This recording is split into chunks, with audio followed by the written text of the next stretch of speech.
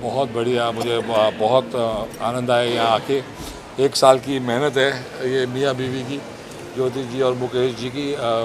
बहुत इन्हें मुझे समझाया था कि क्या क्या होने वाला है, और आज मुझे समझ में आ रहा है कि वाकई वो होना शुरू हो गया है। 1 साल से आई थिंक ऊपर हो गया जो हम लगे कि हार्ट ऑफ आर्ट एक ब्यूटीफुल एग्जीबिशन हो, ऐसी एग्जीबिशन हो जो भी आर्टिस्ट इसके साथ जुड़े वो ज़िंदगी भर के लिए जुड़े और हमेशा उसकी ऊंचे जाते जाए, स्तर बढ़ते जाए और फेमस होते जाए, उसकी रेपुटेशन बढ़ती जाए, उसके प्राइस बढ़ती जाए, और वो जो आर्ट का पीस हम अपने घर में रखते हैं वो उसकी वैल्यू बढ़ते जाए।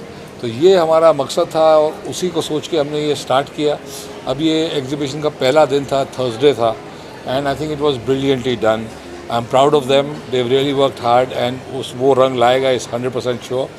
मेन चीज़ ये है कि ये एग्जीबिशन 3 दिन की है, लेकिन मैं चाहता हूँ कि एक बड़ी हार्ट ऑफ आर्ट फैमिली पूरी जुड़ती जाए पूरे देश से विदेश से, सब जगह से लोग आके हमारे साथ जुड़ें, और ये ऐसा एक प्लेटफॉर्म हो कि कोई भी आर्टिस्ट अपनी फ़ोटो यहाँ डालेगा और वो पूरी दुनिया में कोई भी खरीद पाए। ये हमारा एंड का मोटो और मकसद यही है। But I think it is a brilliantly done and I want to congratulate them, well done. सबसे अच्छा आपको क्या लगा? सभी स्टॉल में क्या रहते हैं, क्या सबसे ज़्यादा आपको अट्रैक्ट कर रहा है? बहुत ब्यूटीफुल आर्टिस्ट हैं, बहुत टैलेंटेड आर्टिस्ट हैं। कई आर्टिस्ट हैं जो हैंडीकैप्ड भी हैं। एक लड़का है जिसके हाथ नहीं है, वो पैरों से पेंटिंग बना रहा है, लेकिन इतनी ब्यूटीफुल पेंटिंग बना रहा है।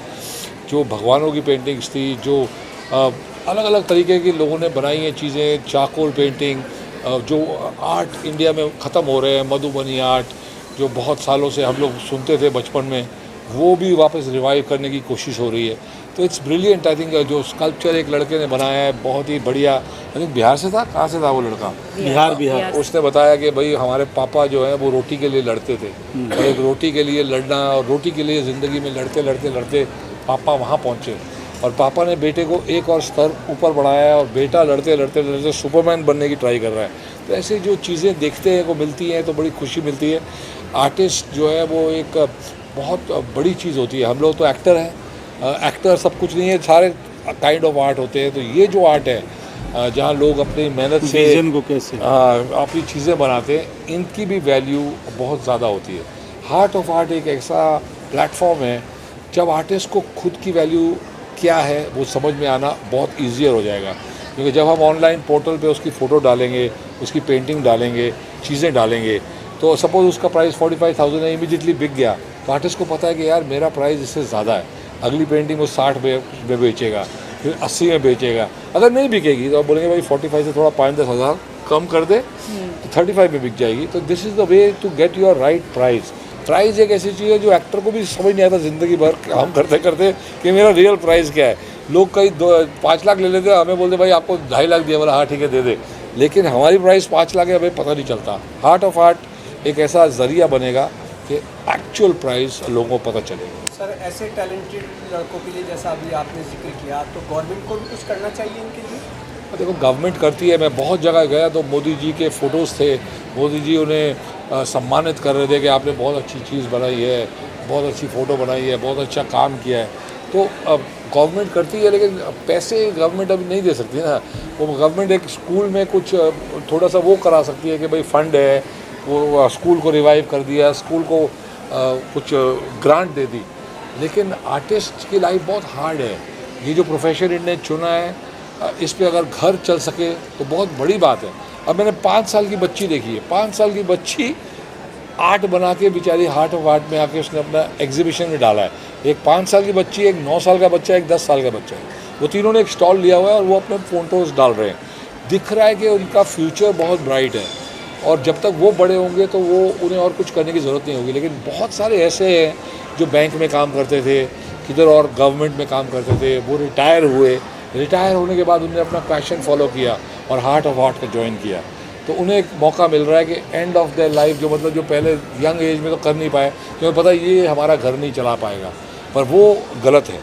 एक आर्टिस्ट का घर यंग एज में और उसकी वैल्यू भी मरने से पहले अगर उसे समझ में आ जाए तो इट्स ब्रिलियंट, और that is heart of art का मकसद कि we will try and achieve that. बहुत है, एब्सोल्यूट स्ट्रगल है।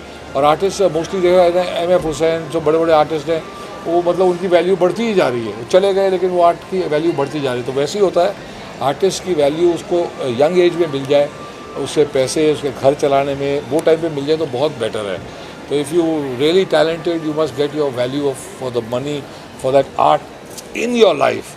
बाद में आपके बच्चे उसके साथ मज़े करें तो कोई फ़ायदा नहीं है, पहले ही हो जाए, ये हमारा मकसद है। ट्राई कर रहे हैं कि हमें सबकी वैल्यू पता चले और हम सबकी वैल्यू बढ़ा सकें। उनको ब्रांड क्रिएट में कभी ड्राइंग किया?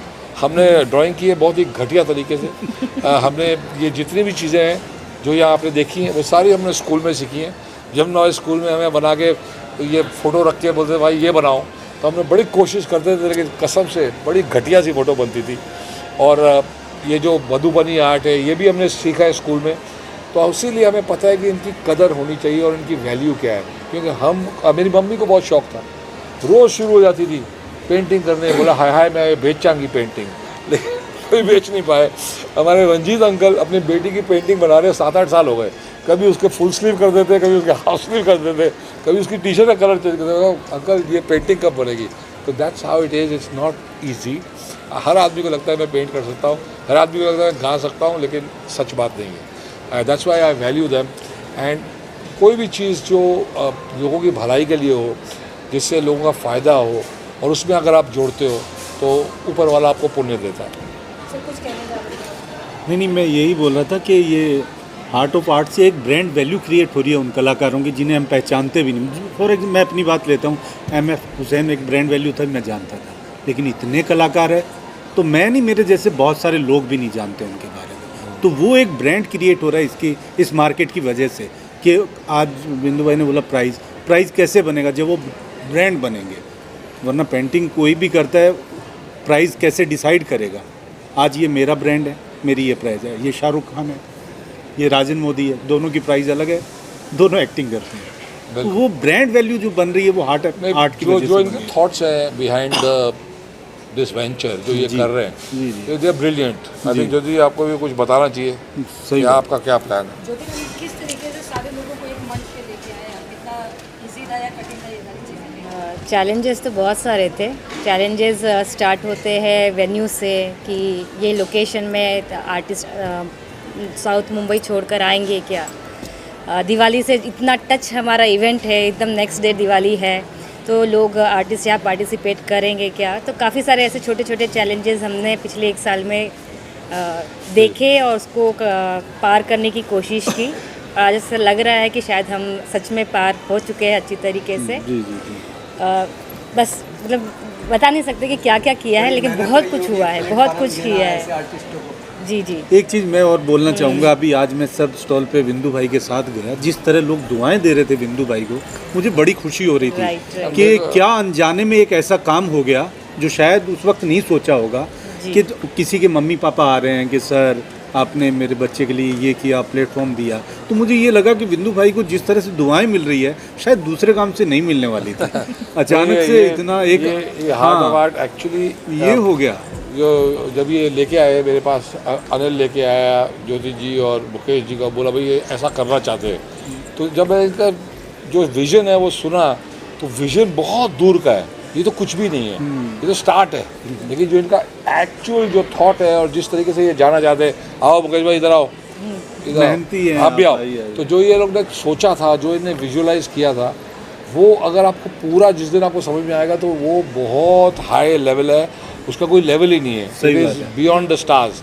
तो मतलब जैसे एक बहुत बड़ा क्रिस्टीज़ है जो ऑक्शन करता है अलग अलग टाइप की चीज़ें, ये ब्रांड वैसा बनने वाला है कि इंडिया में it will be a different level. अब सुनील शेट्टी जो बहुत ही ब्रेनी आदमी है, वो कभी अपना नाम कभी अपना फ़ोटो ऐसे देते नहीं है, आप सब जानते हैं सुनील शेट्टी को, बहुत ही ब्रेनी है। तो उन्हें समझ में आ गया और उन्होंने कहा Bindu I want to be a part of this, I am a part of this. तो that is wonderful. Because of him joining us, अर्नल ऑल्सो वेरी वेरी पर्टिकुलर, वो भी एक आर्टिस्ट की कदर जानते हैं, मैं भी जानता हूँ।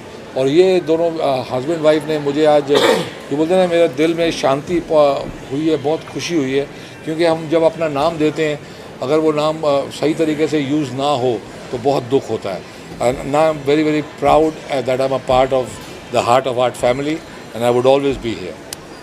सही एक आर्ट से रिलेटेड एक चीज़ ऐड करना चाहूँगी कि आर्टिस्ट जो इंडियन आर्टिस्ट है वो इंटरनेशनली इतना बूस्ट नहीं कर पाते। तो हमारा मेन मकसद यही है through the shows and all कि हमारे अभी इंडिया में भी बहुत आर्ट बाय होता है, ऐसा नहीं है कि नहीं होता है, काफ़ी करोड़ों करोड़ों में होता है, लेकिन इंडिया में बाहर के आर्टिस्ट का बाय होता है। और यहाँ आप देख सकते हैं कि यहाँ किसी प्रकार के आर्ट की कमी नहीं है, या ये आर्टिस्ट उनके साथ कॉम्पीट नहीं कर सकते। इनके आर्ट भी उसी लेवल के, उसी से भी बेहतर भी है आर्ट लेवल। तो ये जो चीज़ है, जब तक वो घर से इनके बाहर निकलेगी नहीं और जब तक इन्हें कोई एक प्लेटफॉर्म मिलेगा नहीं, तो ये पता नहीं चलेगा कि ये कैसे हमारे जो इंडियन आर्टिस्ट है वो बहुत फर्स्ट क्लास है और कहीं भी कम नहीं पड़ते हैं इंटरनेशनल लेवल से। और इसीलिए हम बहुत सारे इंटरनेशनल शो सीरीज़ में लेकर आ रहे हैं। जैसे अभी हमारा द आर्ट ऑफ आर्ट जो है वो अभी मुंबई, दिल्ली, बेंगलोर में हो रहा है।